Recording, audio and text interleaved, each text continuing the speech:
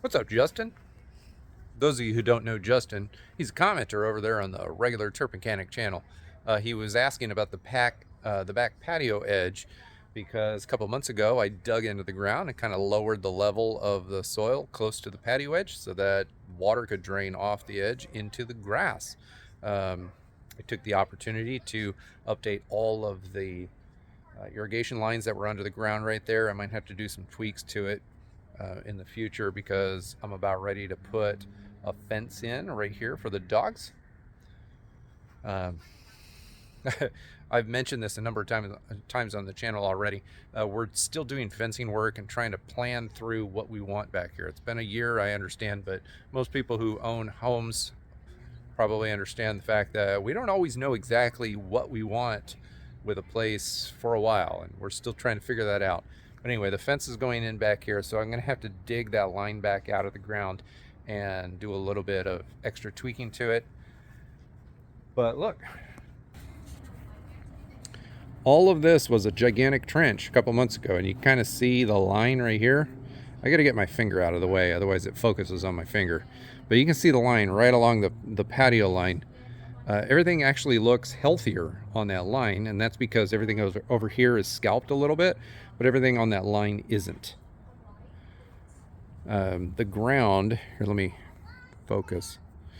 The ground over here is flat, flat, flat, and then it drops off. So whenever you take a lawnmower over it, this is the problem. This is the lawn leveling conundrum, because once you've got a divot in the ground, the divot always looks better than everything next to it, because as the lawnmower goes over it, it's floating over the divot, so everything looks taller and more lush. Whereas everything right next to it, it's kind of like that top, what do we call it? High center sort of a thing. Like the wheels of the lawnmower go like this, so everything in between is high center. So everything kind of gets scalped there. Everything over here is kikuyu grass, and it's very difficult to make common kikuyu grass look its best if you're not cutting every single day. I don't do that back here. I'm not to that level yet. I probably will shoot for that next year. But this is the line right here. So let me get in close. So we've got irrigation head, which is right there at grade. I got another one over there just before that Home Depot bucket.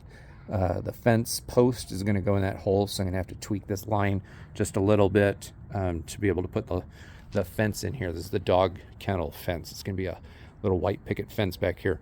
Back in the day, like 3 weeks ago, we had a gigantic wooden fence here that blocked off the whole area. This is our new solar panel situation.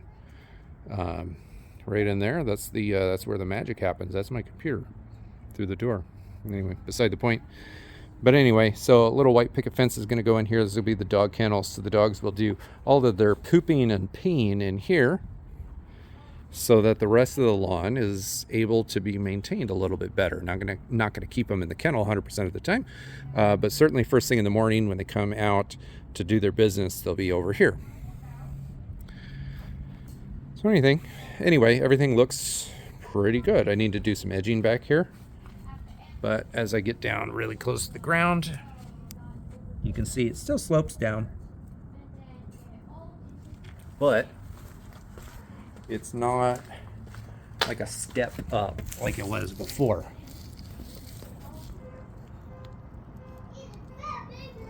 So like for instance, this area right here, see if I reach in here, I mean that's great. It's just overgrowth that needs to be trimmed off with an edger.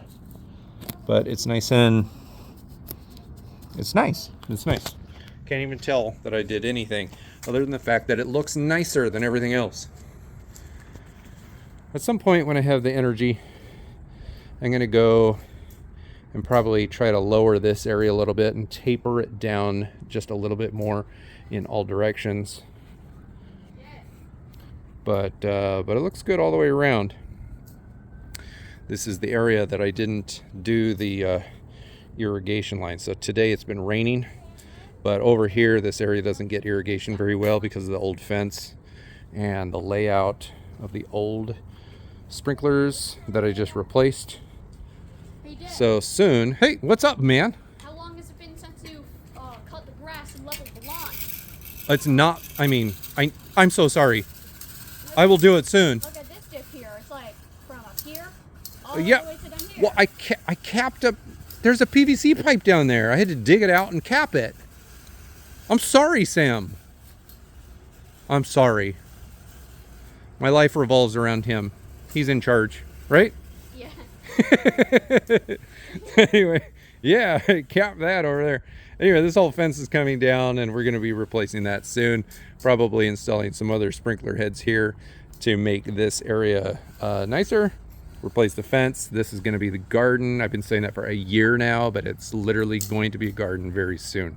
So you can see back here. Soon it's actually gonna be a garden, not just like a deserted wasteland with wet cardboard everywhere. That's true.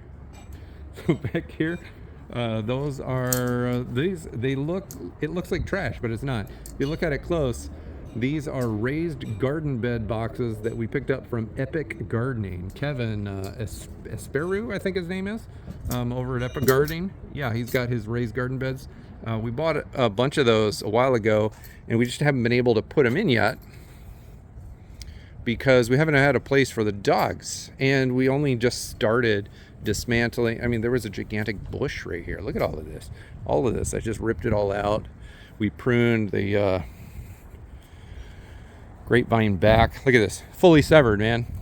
Gonna have to do some serious work on this to train it to go in the correct direction, probably starting next week when the new fence is in. But anyway, it's a lot of extra information for just a simple question that Justin had about the patio line. There's the patio line.